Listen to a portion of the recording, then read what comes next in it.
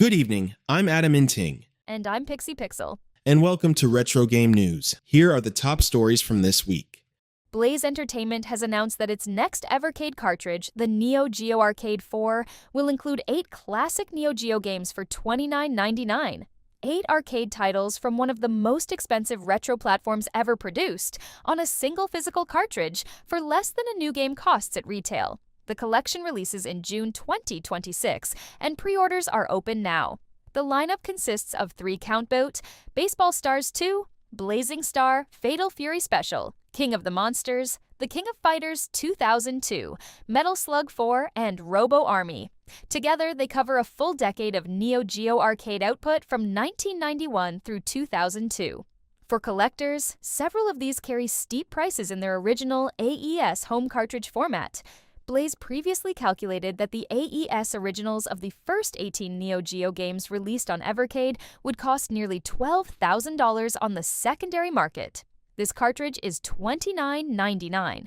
The cartridge is compatible with every piece of Evercade hardware currently available, including the VS Home Console, the EXP handheld, the Alpha Bar Top Arcade, and the Super Pocket. A firmware update earlier this year added an AES mode toggle, allowing owners to switch between the arcade MVS versions and the home console AES versions of Neo Geo games directly from the system menu. Blaze has confirmed the Neo Geo line will continue past this release. Sean Cleaver of Blaze Entertainment stated in April that more Neo Geo packs are planned for 2027 beyond the confirmed 2026 releases. Neo Geo Arcade 4 ships in June for $29.99, and pre-orders are open now through Evercade retailers. Also announced at the same time was the Activision Collection 3, which contains 13 classic Atari 2600 games, including Kaboom, Keystone Capers, Chopper Command, Barnstorming, Bridge, Dolphin, Dragonfire, Ice Hockey, Laser Blast, Pressure Cooker, Stampede, and Thwacker, among others. The cartridge releases in June 2026 for $29.99 and is also available for pre-order now. Shigeru Miyamoto, the creator of The Legend of Zelda, once called Zelda 2, The Adventure of Link, sort of a failure. The quote comes from a 2003 interview with Sweden's Superplay magazine and resurfaced this month after Retro Gamer featured it in a special 40 Years of The Legend of Zelda issue during the franchise's 40th anniversary year, and with an Ocarina of Time remake rumored for Switch 2. These 23-year-old comments carried fresh weight. Miyamoto was direct about what went wrong. He said, "It was my idea, but the actual game was developed by another team. Different people to those that made the first game." He continued, "The games I make usually get better in the development process, since we keep coming up with good ideas. But Zelda 2 stayed the same. It was sort of a failure." He then drew a clear line of succession, adding, "We actually see A Link to the Past as the real sequel to The Legend of Zelda. Zelda 2 was more of a side story about what happened to Link after the events of The Legend of Zelda." The original Legend of Zelda released on the Famicom Disk System in Japan on February 21, 1986. It was a top-down action-adventure game built around exploration. Zelda 2 followed in January 1987 and replaced that formula with side-scrolling combat, experience points, and a leveling system. Despite being a commercial success that sold millions of copies, it has consistently ranked lower than other entries in fan polls and retrospective lists. Multiple outlets describe it as the black sheep of the series. The same interview contained another detail worth noting. Miyamoto revealed that The Legend of Zelda and Super Mario Bros. Were developed simultaneously by the same teams, with the two projects deliberately separated to keep their ideas distinct. He also confirmed that writer Kensuke Tanabe did not join the Zelda team until A Link to the Past, correcting a long-standing misconception that Tanabe wrote the story for the original game. These quotes are 23 years old, and whether Miyamoto still holds this view is unknown. The Zelda franchise turned 40 on February 21, 2026, and Nintendo has yet to make a formal anniversary announcement. Sega has entered the gaming chair market for the first time in the company's history.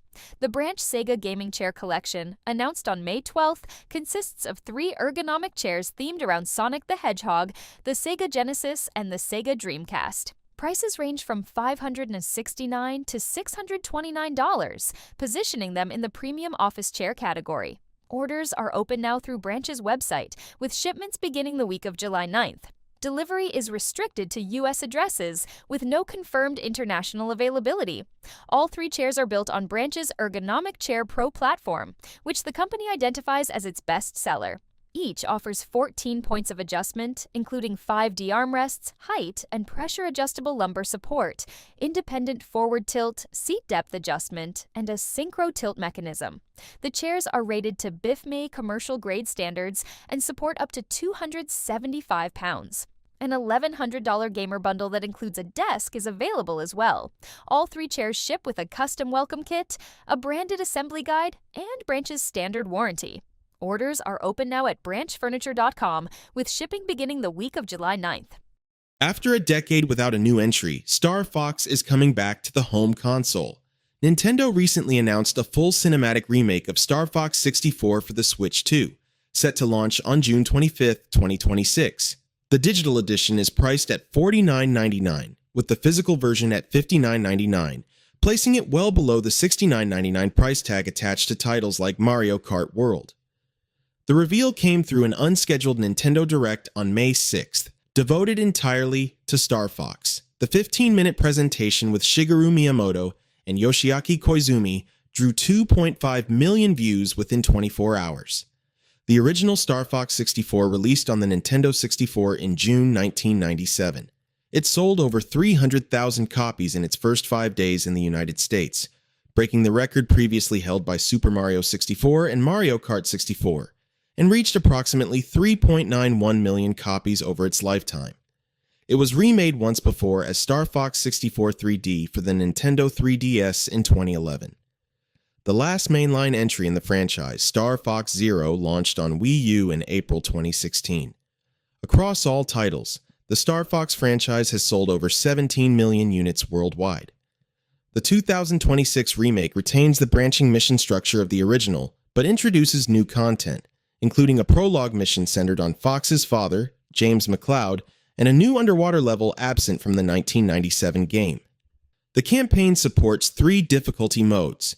A separate challenge mode allows players to replay cleared stages with new objectives, and a battle mode introduces 4 vs 4 online dogfights between the Star Fox and Star Wolf teams, supporting both online matchmaking and local playthrough game share.